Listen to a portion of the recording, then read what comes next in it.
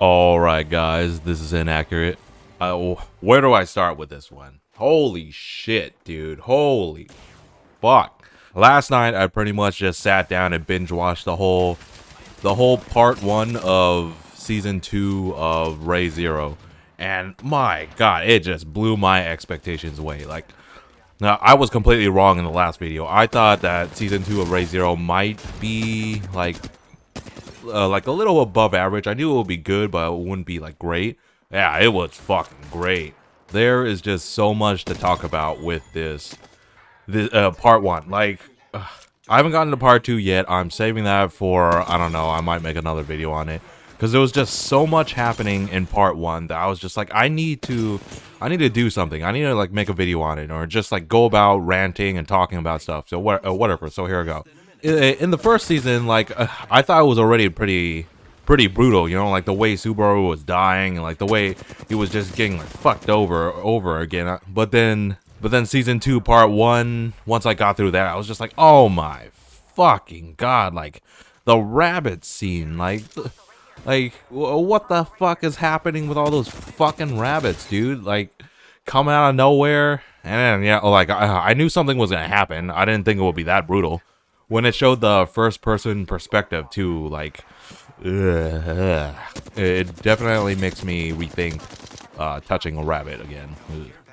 So much stuff was happening. Like, so, you know, like episode 1, Rem, poor Rem. Obviously, Rem is my favorite girl inside ReZero. Amelia's not bad, but having Rem just kind of get cut out of the series makes me feel bad, but also it's a really good kind of like plot device, so there's nothing to complain about there. You know, like the things with the alternate universes, you know, maybe instead of actually resetting the world, it's maybe him just moving to a different timeline, just like Steins Gate. That was kind of like fucky. I mean, you know, that would kind of mind fuck anybody. And the whole sanctuary part, did it strike me as odd? Like personally, I don't really remember much from season 1. I remember Beetlegeese and I remember Rem. Those are like the two things I remember the most in season 1. But did they ever mention sanctuary in season 1? I cannot for the life of me remember. But it just kind of seemed like weird that they just like designed this whole place, and then, you know, everybody's in it, and then, you know, Subaru and Amelia has to go over there. So then, you know, they have their own kind of like little arc thing going on. Something else I found odd was that I remember in episode 1 when they showed up like close up of people's faces. Like, did the animation actually drop a little bit from season 1? Because some of those drawings look weird, really weird. Other things I was thinking about, like the tea, the Echidna's tea, the witch tea party, and every time Subaru drinks it, I was like, oh, that is so hilarious, yet so disgusting at the same time. And then he fucking I know people are into that stuff, and no judgment there, but I can never really get into that. More power to you, I guess. And then there were so many like touching and emotional parts, like, you know, Subaru's family, when it showed them, like that was really touching. I did think it went on too long. Like, I thought it would have been better if Subaru just kind of talked to his dad, but he talked to his dad and his mom, so it was like kind of like twice the length, and it kind of felt like it ended, but then it kept kind of going. I'm being kind of vague here. And then I know Echidna, I know, is just everybody's waifu. Like, I was looking through comments and it was like, oh my god, Echidna finally showed up. Echidna, I love her. You know, it's just like all that kind of stuff in the comments, which, you know, I could kind of see. But by the end of part 1, I was like, okay, maybe she's a little crazy by the end. Well, it was kind of hard to kind of figure out, like, the witches' kind of like thought processes.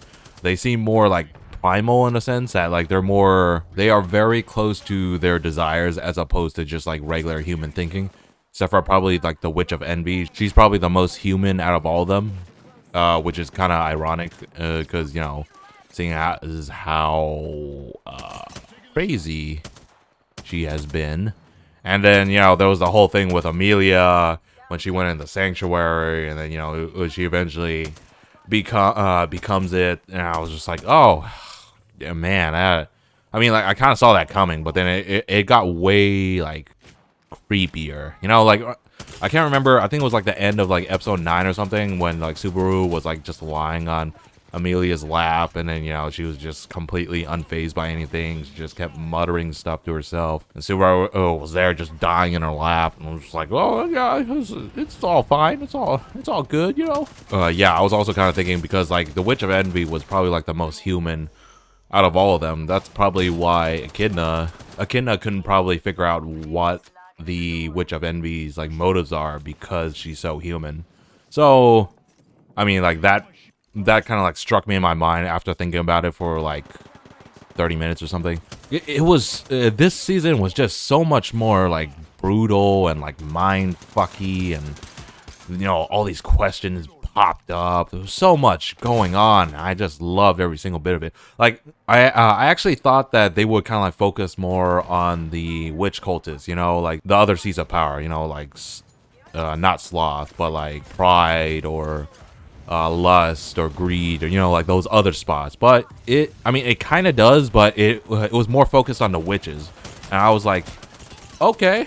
That's completely fine too, because they made it like so much better too. Like it took my like expectations and just kind of like elevated it even higher. Oh my god, I seriously cannot stop gushing over it. Like I sat down and watched the whole thing. I can imagine like watching one episode every week and how fucking like grueling that must be.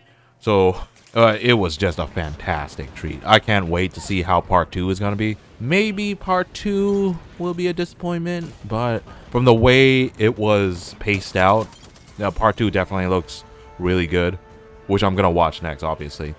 Also, shout out to Otto. Dude, Otto has a more important part than I thought he was gonna have in like part 1. You know, he's just that side character, but you know, he turns out to pretty much be Subaru's best dude friend. Yeah, pretty nice. All right, well, that's pretty much it. I'm out. Bye.